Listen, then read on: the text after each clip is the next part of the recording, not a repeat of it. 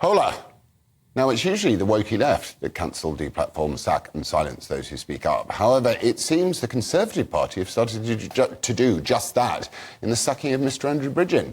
I'm concerned that the traditional Conservative values of respect and free speech and tolerance are being hijacked by the noisy minority.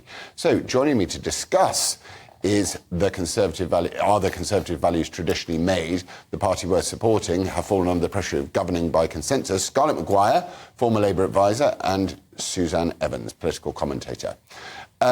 Scarlett, what do you recognise the Conservative Party? Yes, for being Conservative?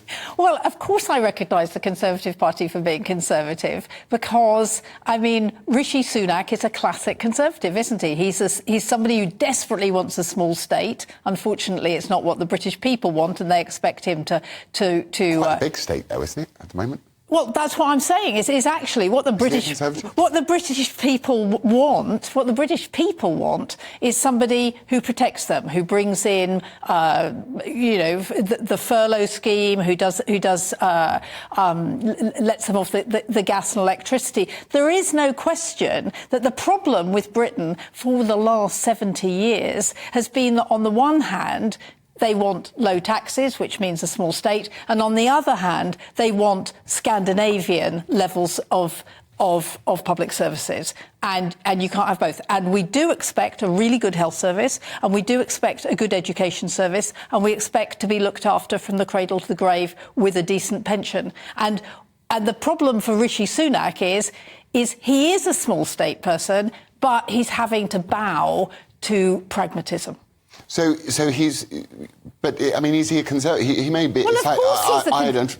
Yes, he is a Conservative. I mean, he's a very right-wing Conservative, actually. I mean, he dresses it up in being a nice guy, but he's a Conservative. I mean, there's no question. I mean, people like you who sort of get at... Hang on a minute. Don't start sentences with people like you. I had this the other day from a doctor. Right. He asked me whether I should actually exist. I'm like, well, come on, mate, we're a doctor. I am not questioning your existence, Mr. Fox. What I'm saying is that it's really interesting that people who attack Rishi Sunak for not being Conservative, if you look at what he says and what he tries to do, I mean, he keeps promising tax cuts, doesn't he? He can't deliver them because you can't deliver tax cuts and decent public services, which is what Liz Truss, obviously. I mean, I don't know whether she was your sort of a Conservative, right? Well, I quite like the Trussonomics, if I'm honest, and I think she was killed off so that they could have this unelected leader of the Conservative Party who is going to tax the hell out of the British people. I think we could... And all the while public services get worse and worse and worse and worse. But look, wait, hold your horses. We could call you a conspiracist. We could call you a conspiracist. Now, I've got to bring in Suzanne Evans, please, for the balance of this debate. Suzanne, how are you? What is a Conservative? I'm very well, thank you. Are the Conservatives conservative? What is a Conservative? Well, I think for me, a Conservative is somebody that wants a small state, low taxes, very much a focus on law and order, controlled immigration, somebody that actually lets people have the freedom to be the people they want to be and to live the lives they want to be, somebody who's pro-business. And, I used to be a Conservative. I was a Conservative councillor in the London Borough of Merton for a few years. And I said when I left, I didn't leave the Tory party. The Tory party left me because I think it has very much changed over the years. I mean, you compare Margaret Thatcher with Rishi Sunak, and my goodness, they're like chalk and cheese. It's just so obvious they are poles apart. Now, of course, political parties evolve. They have to change. They have to keep up with changes in society. But I think I'm not alone. I'm definitely not alone in feeling that the Conservative government now is not really Conservative, that you couldn't get a cigarette paper between them and the Labour Party. We've got the highest tax burden in 60 years. Public sector debt is running at 99.6% of GDP. The state is now so big with 5.8 million employees. We've got windfall taxes galore on North Sea oil and gas already, risking investment in those projects. Yesterday, a new levy on gambling revenue was announced. I mean, it's just not the Conservative Party, I think, that most people traditionally recognise.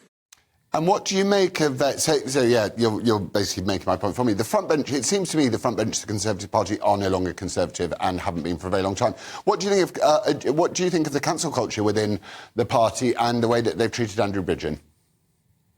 Yeah, I think Andrew Bridgen was treated pretty badly. I would disagree that I think the whole of the front bench Conservative isn't conservative. I think you look at people like Suella Braverman, for instance, who very much are, I think, much more of that traditional Conservative ilk. But Andrew Bridgen, I think Andrew Bridgen raised a very, very serious point. You will recall during the COVID times that the vaccine was pushed very, very hard. Anyone that didn't want to take it, who felt that they didn't need it, or perhaps were concerned about its efficacy, or the fact that it hadn't been tested for a long period of time. It might have gone through medical tests, but I remember a doctor telling me it takes 30 years to know a vaccine is absolutely safe. So I think what happened to him was pretty disgraceful. If we have a situation in any political party when somebody that asks legitimate questions is stamped on and shut down, that is not a good look. And it's potentially dangerous. I mean, I think any politician who doesn't understand that you never, ever compare anything to the Holocaust has... Can I ask a question? I was thinking about this, sorry, and I don't mean to interrupt you. Who made up the rule that we can't compare anything to the Holocaust? Well... It seems like it's the same people that made up the rules that you can't dead-name trans people. It was just like, it's a rule, you're not allowed to do it. No, Lawrence, hold... There is nobody... Why is there a rule? Why can't you compare to things to the Holocaust? Because people like Conservatives go completely nuts. I mean, it's the Conservatives who are always accusing people of anti-Semitism, actually. It's not Labour. Conservatives go on. And actually, it's so bad that if you criticise Israel, right, you are then accused of being anti-Semitic. It is bad. But, I mean, the thing is, it's about the politics, isn't it? Andrew Bridgen should have known that comparing something to the Holocaust, when frankly... Was Andrew Bridgen comparing it? Was he quoting a Jewish researcher? It doesn't really matter. So explain to me why it doesn't really matter. OK, so Rebecca Long-Bailey lost her job as Shadow Secretary of State for Education because she retweeted an article in which Maxine Peake was rude about Israel, right? I mean, seriously, are you going to go there? You're going to go with Maxine Peake and Rebecca Long-Bailey as examples of people that was pure anti-Semitism. What Andrew Bridgen did was quoted a Jewish researcher. Sorry, Suzanne, tell me, involve yourself. Yeah. Well, I just feel that that's not what Andrew Bridgen did. He didn't compare it to the Holocaust. He talked about it being one of the biggest scandals since the Holocaust. I mean, sorry, you might talk semantics, but I think that's a very different issue from what has happened and the clear anti-Semitism that we have seen within the Labour Party. Yeah, and I mean, you know, OK, look, we don't want to ascribe lazy sort of things to people, but what Diane Abbott wrote, what Rebecca Long-Bailey, sorry... No, hold on, let's talk about Diane Abbott. OK, good, let's do that. Everybody goes on about anti-Semitism. Actually, she was incredibly rude about travellers, but everybody forgets that she put travellers, Irish and Jews in the same thing because they pass for white, all right? And actually, it was over and over again, and it was Jewish people who had to say the travellers are very upset. I never saw an interview with a traveller because it was done as an anti-Semitic thing, not as actually Diane doing a hierarchy of racism in which black people were only... I agree with you. The hierarchy of racism... So you would condemn this stupid woke idea of the hierarchy of racism? There isn't a woke idea of the hierarchy of racism. Well, it's an intersectional idea. It comes from cultural Marxism. That's what it is. No, there is not a woke idea of the culture of the hierarchy of racism. But you can't be racist to white people, for example, would be part of that. There isn't actually. Unless they're gypsies. Well, the question is what is a white person, right? And actually, that's a much more interesting question. So somebody like James Baldwin said, anybody with a drop of black blood is not white, OK? Which means most of us are not white. But actually, white supremacists say exactly the same. If you've got any black blood in you, you're not white. There's a whole problem with racism. I mean, you know, somebody talking about it all the time for one. Somebody I know who was a refugee from Turkish Cyprus, so she was Turkish Cypriot. Her parents, when they came over here in the 70s, were absolutely, you know, catcalled and everything like that. I mean, she experienced racism, and yet some people would say, oh, but she's just a Cypriot. I mean, I think it's very difficult. And that's why it's much better to have a conversation than to start doing your big, you know, this is it.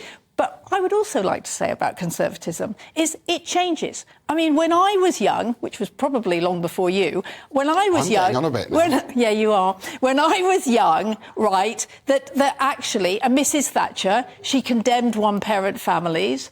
Homosexuality was pretty bad. She brought in Section 28, right, which certainly, there would never have been gay marriage or anything like that. I mean, now... Suzanne, wait 1 second. Suzanne, was Yes. Margaret Thatcher wrong to bring in Section 28?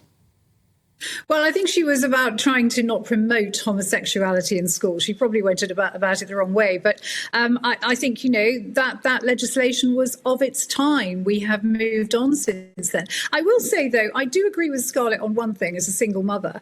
I frequently felt that the Conservative Party has tended to pick on us and not like us very much. So I would agree with you on that one, Scarlett. I'm with you, Suzanne. I remember David Cameron as well. Pretty brutal about single mothers, and I was absolutely livid, having never taken a penny from the state in my life. But there you go. I think though this whole issue of racism, though, I think what's going to happen when you start to break communities down into their lowest common denominator. I remember having a conversation. This will surprise you, but I had a conversation with Yasmin Alibaya Brown a few years ago now. It must be a good 10, 20 years ago, in which she said, when I first came to Britain, we experienced racism. There was a cohesive black community that covered all of the non-white community. Now, she said, it's just been broken down into little segments and we're all fighting each other as well. And that was inevitably, I'm afraid, going to happen. And I just want to get back to the days when we can all say we're all human. We all bleed the same colour under our skin. And let's stop trying to politicise and break down into these tiny little groups, because actually it doesn't get us anywhere. Suzanne, the problem is there was never a time when we were all human. I mean, if we look back on it, actually there's far less racism now than there used to be, right? The report was out today. Britain's one of the least racist countries on earth. I said it on Question Time. Career ended. Well, I don't think that was the reason your career ended. But, Suzanne, I mean, in the old days, it was terrible, right? In the old days, you could have signs up saying no blacks. There was never a time in Britain when we were certainly not in my lifetime, when we were a happy society. And I think, if anything, it's now. And that's what we need. I mean, we need proper integration so that, as you say, we are human first. So should we have a moratorium on immigration, and we should focus on assimilation? Let's stop the boats for 15 years and get everyone to get on better. Well, good idea. No, because there's something called refugees, and most of the people in the boats are discovered to be refugees, and refugees... Do you see the pictures of the boats? They all seem to be exactly the same age and all from places that aren't at war. No. I mean, there are genuine refugees, and the British public are very sympathetic to genuine refugees. What they're not sympathetic are to blokes with iPhones from Albania who drop them off the side 2 minutes out of port. No. So lots of Albanians have been found actually to be victims of modern slavery. There's modern slavery going on in Leicester at the moment. But most... There are. Look, what are we doing about Sudan? In Sudan, there are masses of refugees. So what are we saying? Oh, you're not allowed on our planes, no one said even that. if you are a doctor, because you've only got a visa and you're not a British person. Nobody said that. You're using an outlier to make a point. The point is, the boats that are arriving in the UK are predominantly Albanian, single men of working age who are going to come here, they're going to do whatever they do, and then they're going to bring their families with them. And and the British public have no say in it, and they're furious about it. Suzanne, go. Talk to me. Yeah, absolutely. I mean, there was this very much through the Blair years, there was this policy of multiculturalism, which wasn't quite just the nice let's all get on together idea that it sounds. It was this specific idea that you could come to Britain and you could continue to act as you would in your own country. And anyone that said, well, you needed to assimilate into the host culture was considered to be racist. I'm afraid that has led to a complete breakdown in community relations in some areas. It's led to the most terrible tragedies, including white girls, for instance, in some areas where there are high numbers of Pakistani men who have abused them. Hold on. If we're talking about young girls... Let's just let Suzanne finish her point. White men do it more often.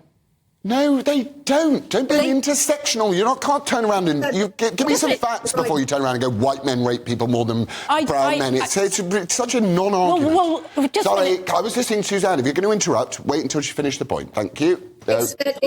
It's led to a grotesque increase in things like female genital mutilation in this country, which the government, I'm afraid, is taking far too long to crack down on and get a handle on. It has allowed these vile cultural practices. I mean, I will use that word. I don't believe in cultural imperialism. I don't think our culture is better than anybody else, but I certainly do think that some elements of our cultures are better than other cultures. And I think that's self-evidently the case when you're talking about things like FGM. It's not something that anybody should want in a country, and it's not something that anybody should want to promote, but it's gone on in this country. We still have arranged marriages, forced marriages, actually, I should say. All these practices we have allowed to flourish in Britain, when actually we should have said right from the start, you come to Britain, you abide by our rules, these are our rules, this is our culture, like it, lump it, or leave. Scarlett, so multiculturalism a success, or should we have a multiracial society or a multicultural society? I do think we should have a multicultural society, but I do think that laws are laws, and female genital mutilation, which I completely agree with Suzanne, is absolutely appalling. It is forbidden here, and the problem is actually not that it happens here, where it is absolutely against the law. It's that young girls are taken back to the country of their mother's origin, holiday, and actually they're trying to stop it. Forced marriages are against the law here. So it's not that people bring over appalling things. It's that they go back, and the forced marriages, of which there are very few, tend to be youngish girls. Should they leave their forced marriages and female genital mutilation at the door? Yes, of course. Strangely, sadly, they have to agree. They have to obey British laws. Sadly, though, they teach FGM in schools. That it's obviously dreadful because it is to mutilate anyone's genitals. But they still teach that your gender assigned at birth may be the wrong one, and they'll chop your bits off for fun. Come on, they do. Come on, I've Lawrence. got the lesson plans for my own son's school. That is completely different. Suzanne, would you like to offer a parting shot of your own, and then Scarlett will finish us off? I am absolutely appalled by the way in which very young children, teenagers, are having their thoughts that they might be born in the wrong body taken so seriously at such an early age. I think a lot of us might have had that feeling when we were younger, and perhaps worry that had we had that same kind of culture of acceptance of these ideas, and not to mention the whole medical procedures that follow, we could have had very different lives and very much more unhappy lives, I think. So I think this is going to be a massive scandal. I think eventually this bubble will burst. I think we will see streams and streams of young people bitterly regretting that they've taken hormone treatments and had such radical surgery. I think it's an absolute disaster waiting to happen. And frankly, I do not understand how anyone that pushes this theory can possibly think they're doing good. But they obviously do think they're doing good, but they are completely deluded. It is disastrous. Thank you. Very quickly, a final point from you, Scarlett. We've got to go to the break. I think that hormone treatment and any sort of surgery that is about changing sex for teenagers is completely and utterly wrong. A consensus. A consensus. Yippee!